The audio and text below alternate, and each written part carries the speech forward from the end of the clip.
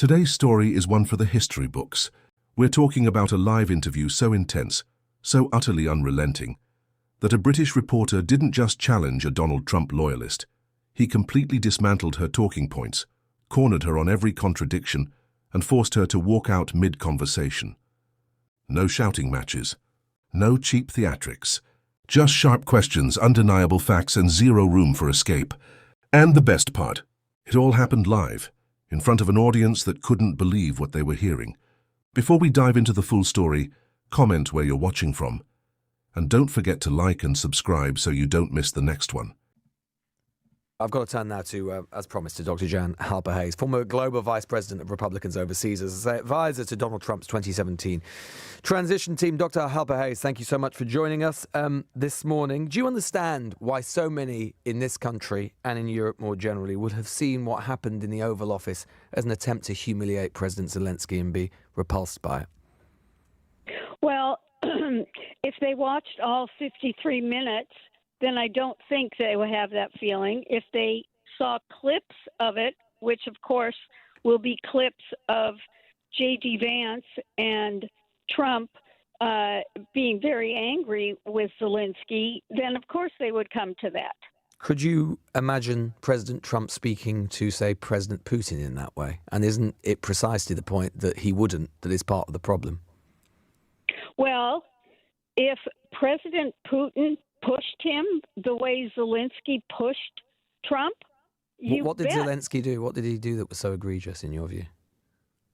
Well, one is that he started litigating the 2014. He said, I don't want a ceasefire. He said he wants peace repeatedly. He just doesn't want it on Russia's terms, which you'll understand because Russia invaded his country. But he said, I don't want a ceasefire. He made that comment to Trump. He said he doesn't want a ceasefire if he knows that Putin is just going to renege on it a couple of months later, which is fair enough, isn't it? Because he's done that repeatedly, you will accept. Exactly. No, not exactly. I mean, the point is that, of course, anyone wants a ceasefire, but there's no point having a ceasefire, is there? Which is what Zelensky was saying to Trump, if Putin is just going to renege on it shortly afterwards. And Trump was saying, how do you really know? I mean, if you're really coming from that position, that no one can guarantee anything. But if you don't move forward to get something into an agreement and then be able to put the right security. But what has Putin said that gives you or President Trump any indication at all that he even wants a ceasefire? Putin has said he doesn't want a ceasefire at this point. Putin is... Look, I'm not here to have an argument because you clearly have a position that I don't agree with. What would that be? What would that position be? Well, I mean, we would both agree, wouldn't we, for a start, that Putin started the war? Yeah, what I would say is that Putin legally violated international law. Morally, he thought he was right, and strategically... But you would agree that morally he was wrong? I know I would not agree morally is wrong. I would agree legally he was wrong. You would agree, you would not think that a man who literally, as we speak, still sends drone attacks to kill Ukrainian civilians is morally wrong? Oh, and you think that Ukraine isn't doing anything to the Russians? Ukraine didn't invade Russia. Russia invaded Ukraine. That you wouldn't agree that was morally wrong? Okay, all right. You know what? That is 3 years ago. Right. So if we were sat in 1942, would you have been on the radio going, "Look, don't worry about it. Hitler invaded Poland 3 years ago"? You know what? I didn't sign on for this hypothetical discussion. It's not hypothetical. I'm just trying to tease out the logic of what you're saying, Dr. Halper-Hayes. One is that James Baker and Thatcher and Mitterrand and Kohl, etc., had promised that NATO would not move 1 inch eastward, Mm-hmm. and that was violated. Those so countries. do you want to look at all the different people that violated their agreement? When did America start basically just sort of representing what Moscow thinks? Those countries wanted to be part of the NATO club. Your club. Are you saying that they should never have been allowed to exercise their democratic and sovereign rights as nations and join that club? Oh, God. You know what? I don't like having my words twisted. No. I really don't. You don't like, well, but that's the point of an interview, isn't it? Is to discuss what you're saying. And I'm just asking you, you're saying, with respect, Doctor, I'm just trying to understand what you're saying. You're saying that those countries should never have been allowed to join NATO, and then we wouldn't have been in this situation. And I'm saying to you that surely those countries should have been allowed. I didn't say that. Well, see, that's why, no, hold on a minute. But you cited what happened in the, so you're saying that it's fine for them to join NATO then? I didn't say any of those things, and I don't like when someone tries to give words and interpret without understanding. I'm done. Okay. I'm off. I don't like you. Okay. Well, that's fine, Dr. Halper Hayes. Maybe some of the listeners won't like you, but that's fine. I'm entirely indifferent to that. I'm very grateful for your time. Dr. Jan Halper Hayes there, former Global Vice President of Republicans overseas. Apparently I'm not going to be on her Christmas card list. Maybe I will be with Oliver in Harlesden, though. Oliver. I have to give full credit to Lewis Goodall and fair play. That was genuinely entertaining to watch.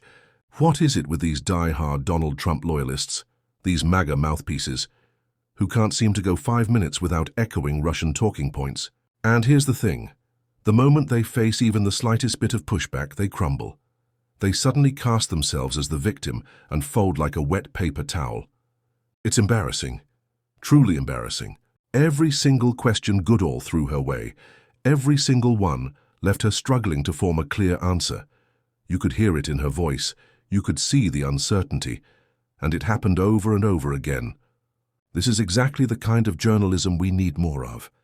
I'm genuinely proud of Goodall for this. LBC, the UK media outlet where he works, might be a radio network, but moments like this prove they can go toe-to-toe with the biggest TV broadcasters when it comes to real, unfiltered political interviewing.